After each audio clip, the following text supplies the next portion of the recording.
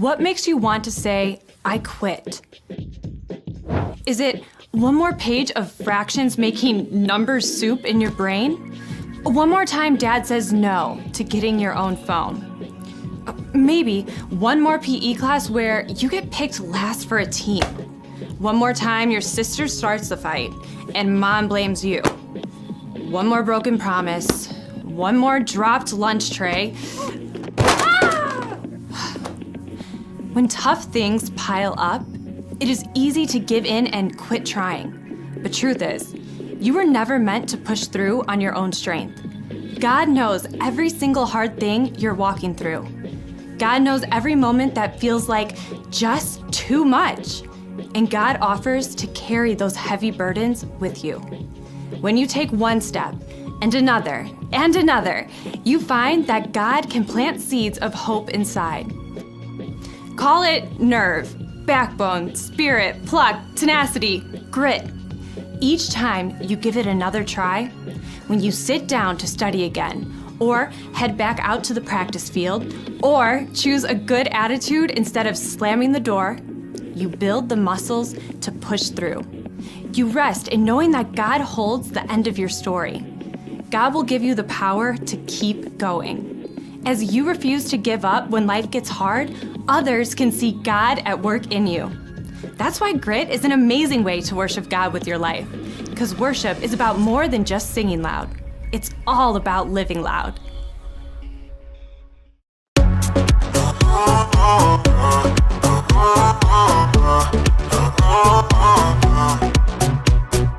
Everything keeps telling me to quit and not go where I'm going.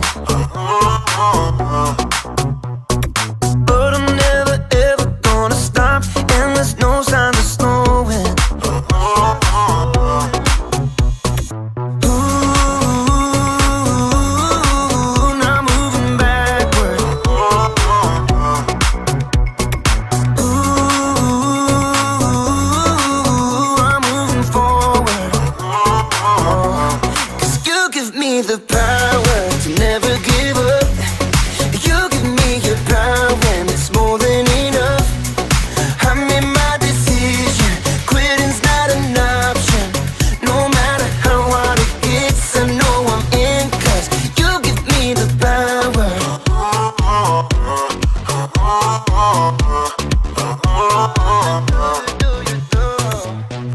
I'm committed to your plan, so I'll follow all of my days. Every day you give me strength to follow after your way. 'Cause you give me the power to never give up. You give me your power and it's more than enough. I made my decision, quitting's not an option. No matter how hard it gets, I know I'm in, 'cause you give me the power. Yeah, you give me the power. Ooh, now moving backward. Ooh, I'm moving forward. 'Cause you give me the power to never give up. You give me your power and it's more than enough. I made my decision, quitting's not an option. No matter how hard it gets, I know I'm in, 'cause you give me the power. Yeah, God gives me the power. You give me the power.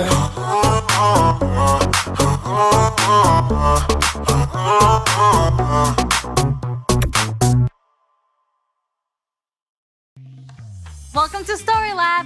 This week we're talking about grit, while we take a look at the story of someone with a very colorful wardrobe. Oh, and this happened.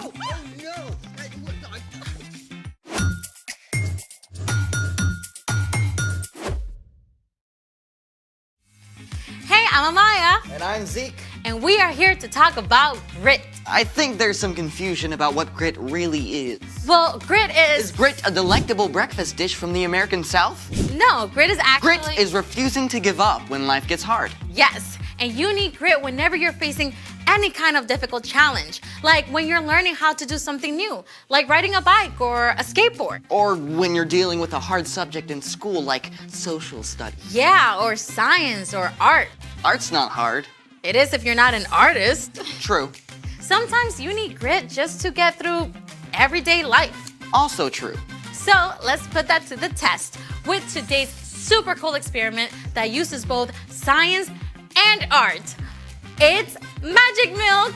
1, 2, 3. Let's make it!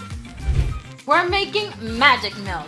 Tell them what we've got here, Z. Of course, we've got a glass pie plate, food coloring, dish soap, cotton balls, and of course, the milk.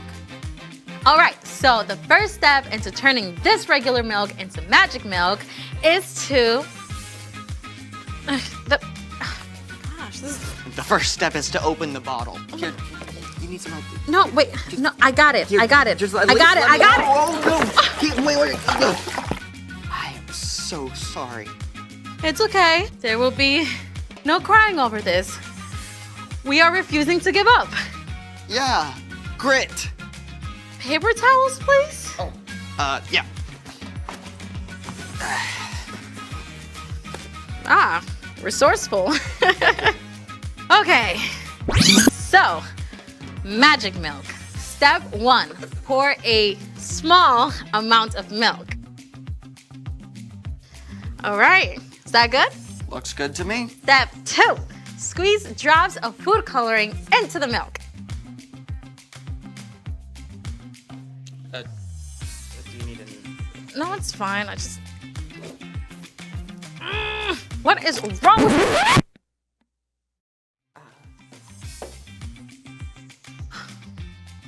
You know what? Let's just skip this whole thing.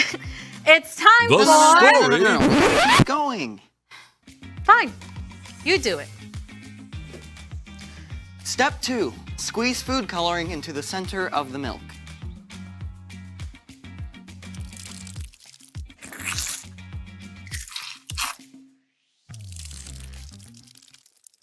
Step 3, place a cotton ball covered with dish soap into the milk.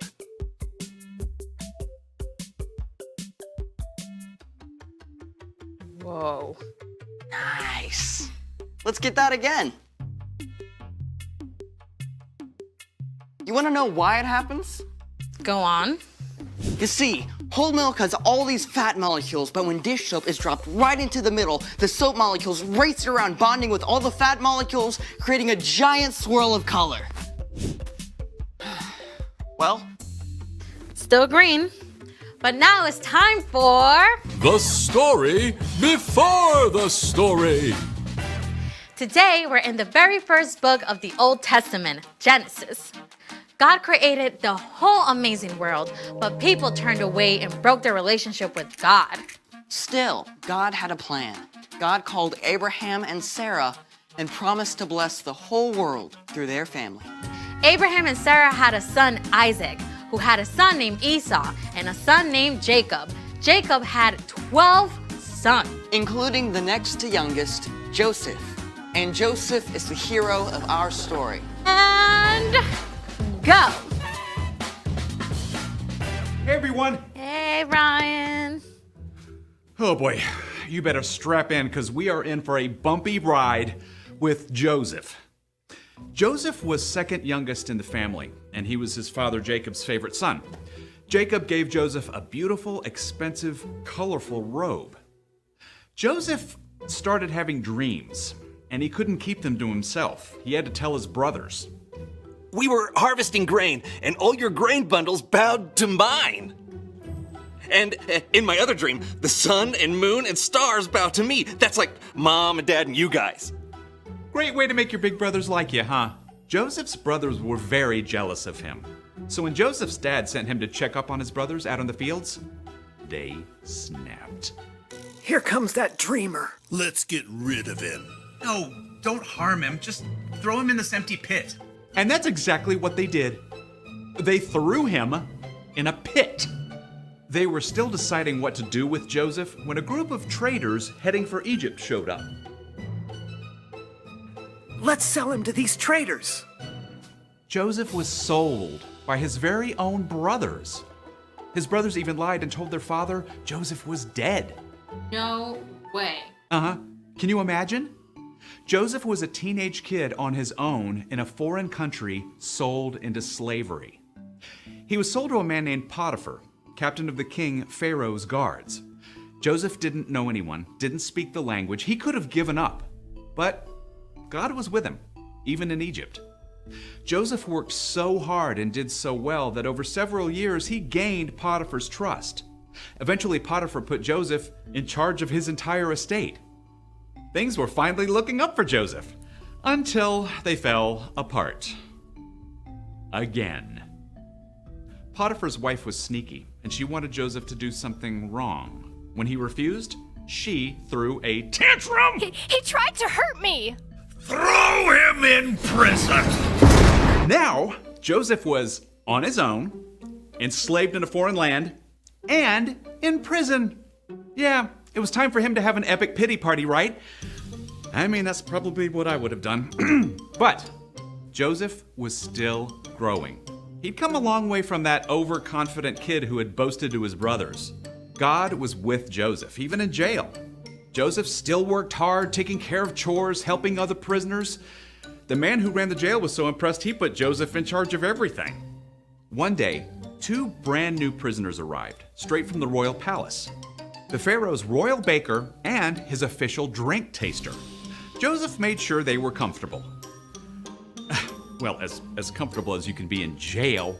But one morning, both of these guys showed up at the breakfast table looking pretty upset. Why do you look so sad today? We both had dreams. But no one can tell us what they mean. Only God knows what dreams mean. Tell me what you saw. Ah, now we're back to where we started, right? With dreams. The drink taster told of seeing a vine that budded and grew bunches of grapes. And then the drink taster squeezed the grapes right into Pharaoh's cup. Pharaoh will release you from prison and give you your job back. Yes! When he does, please put in a good word for me. Well, after this, the baker was excited to hear about his dream, where baskets of bread sat on the baker's head and birds ate the bread. Pharaoh will release you from prison and have you killed. What?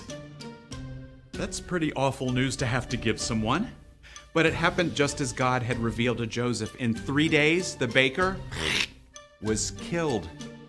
But the drink taster was released from prison and given his job back. Now the drink taster will remember to tell Pharaoh about me and I'll get out! So, you think the drink taster remembered? Yep. Nope. So, Joseph was still stuck alone, in a foreign land, in prison, forgotten. But even then, God was with him. The end. For now. Wait. You can't leave us hanging like that. Yeah, things got better for Joseph, right? Well, I don't want to give the whole story away, but spoiler alert, God used Joseph in a big way. And fast forward hundreds of years later, God would use Joseph's family to bless the whole world through Jesus. But none of that happened right away. So, what's our part in the story? Well, just like for Joseph, there are going to be days when things don't work out neatly for us. Maybe you missed the bus. Or you spill the milk. Or food coloring explodes on you. Or anything bad happens that you don't expect. Even in the hardest, darkest place, God is still with you. Even when you can't see it, God is still at work. So, we can hold on and keep going. And choose a good attitude. By George, I think you've got it. See you next time. So here's the thing. Hold on, because God is with you. And that is what gives you grit. Thanks for joining us in the StoryLab. See you next time. I need grit.